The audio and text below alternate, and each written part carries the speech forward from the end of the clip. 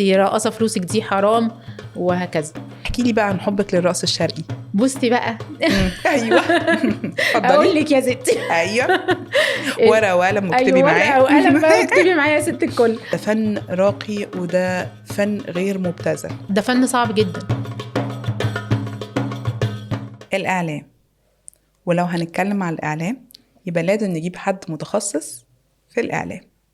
دكتور، ازيك يا دكتور؟ ممكن حضرتك تعرفينا بنفسك؟ أسماء أحمد، بدرس فيديو إديتنج في جامعة مصر الدولية.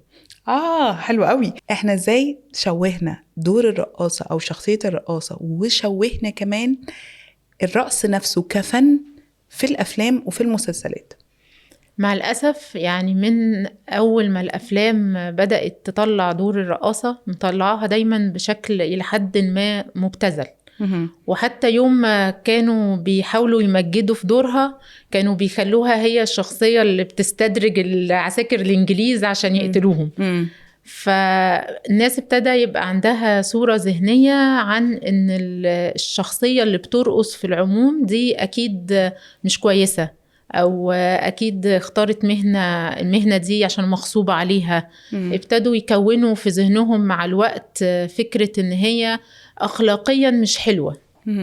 والناس ابتدت ترفضها كمهنة وكحتى ثقافة يعني، بالذات في العالم العربي.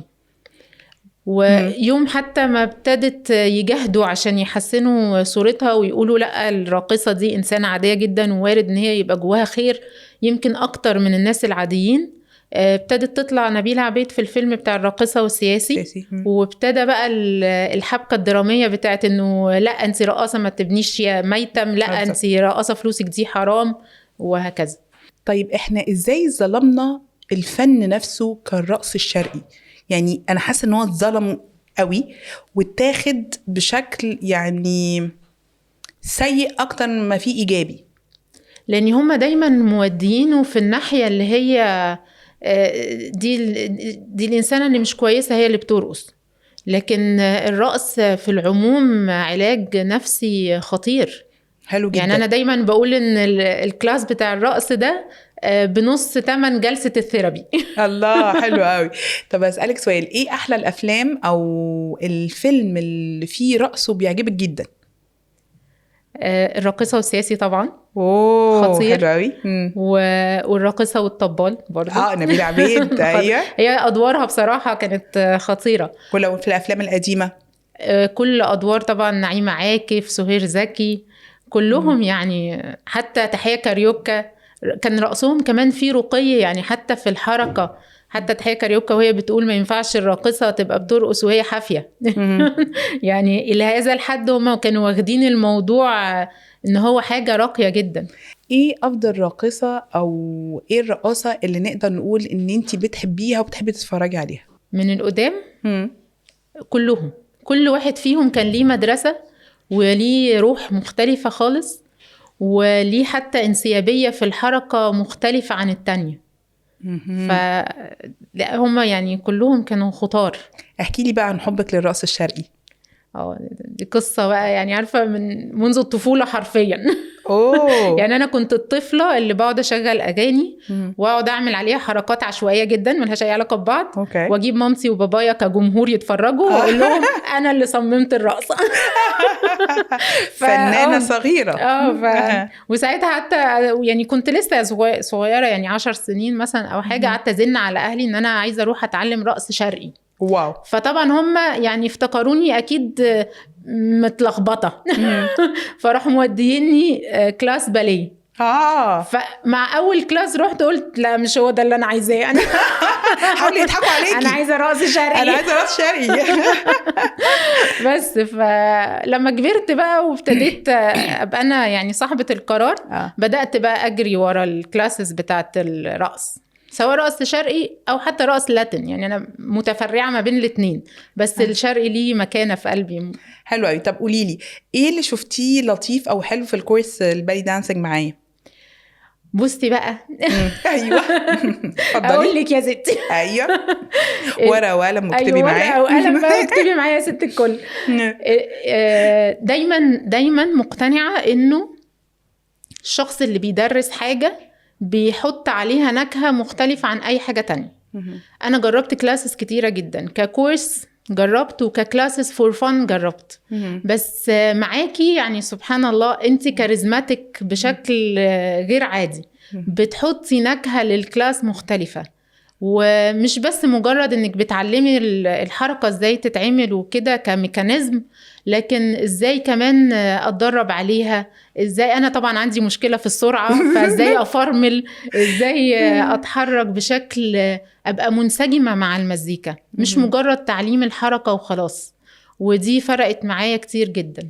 لو هنرجع تاني للإعلام، ممكن تقولي لي ايه الدور اللي ناقص علشان خاطر، او ايه الدور اللي نقدر ان احنا نعدل بيه صورة الفن نفسه كالرقص، ان هو نوع من انواع التراث، ده ثقافتنا. ايه الدور اللي انت حاسة اللي هو ممكن يغير من آراء الناس في الرقص؟ ان انا ابتدي اتكلم على الرقص كشيء بيعالج الانسان، مش انحراف سلوكي. هو المشكلة ان كل الادوار بقت محصورة ان الرقاصة دي هي شخص اخلاقيا مش كويسة، لكن الرقص ليه جوانب تانية زيه زي اي رياضة، زيه زي اي حاجة الانسان بيمارسها عشان يحسن من نفسيته، مش بس يحسن من جسمه، مش بس وسيلة ان انا اخس او ابقى شكلي حلو، لا هي وسيلة انسجام الانسان مع نفسه. هو ليه دور نفسي دلوقتي قوي جدا جدا جدا. أكترية الدكاترة النفسيين والثيرابيست دلوقتي دايما بقوا بيرشحوا ان الرقص ده مهم جدا زي اي نوع، اي رياضة. انا شايفة ان هو ليه عامل اقوى كمان من الرياضة، لاني العامل بتاعه واخد الادرينالين كمان اكتر لفوق. وبجد في كلاسز الرقص الانسان كأنه بيشد فيش كل الافكار اللي في دماغه، فبتبقي طالعة مش بس نفسيا كويسة، ذهنك اصفى. اوكي. فهو محتاجين نكتب دور للراقصة ياخدها الناحية دي اكتر منها وظيفة غير اخلاقية، لان ده مش صحيح. حلو قوي.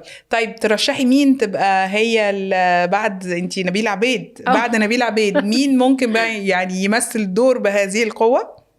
ممكن نيلي كريم. حلو قوي، لأن هي كفنانة وباليرينا. ونعمل حتى خطين مختلفين في الفيلم. اوكي. نعرض الرقص الشرقي والرقص اللاتين والساحة بتاعتهم بقت عاملة ازاي. من وجهة نظرك ازاي ان احنا نقدر ان احنا نقول للمجتمع وللستات وللرجالة واي حد بيتفرج علينا احنا ده فن راقي وده فن غير مبتذل؟ ان هو يتقدم بصورة لطيفة، وان هو يعني حتى اللي بيقدمه ما يقللش منه. يعني احنا محتاجين برضو الشخص اللي هو بيرقص او كده يبقى هو كمان مقتنع من جواه ان هو بيعمل حاجة حلوة وحاجة راقية، هي مش حاجة مبتذلة خالص.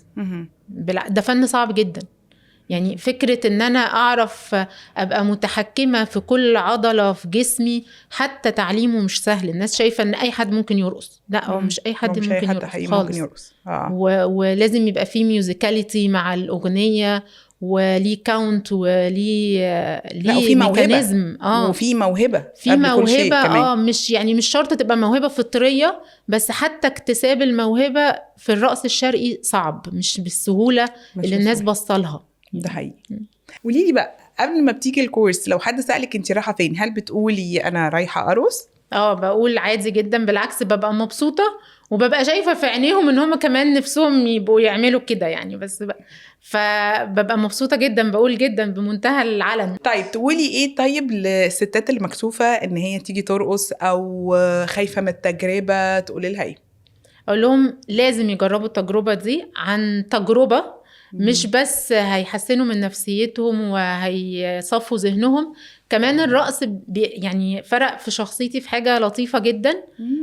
ان هو بيخليكي واثقة في نفسك اكتر، بيخليكي مش مكسوفة طول الوقت من حاجة، لا بيخلي في ثقة كده، في قوة في الأداء يعني. الله، حلوة قوي قوي قوي. ثانك يو يا دكتور، وميرسي، ربنا يخليكي. ثانك يو.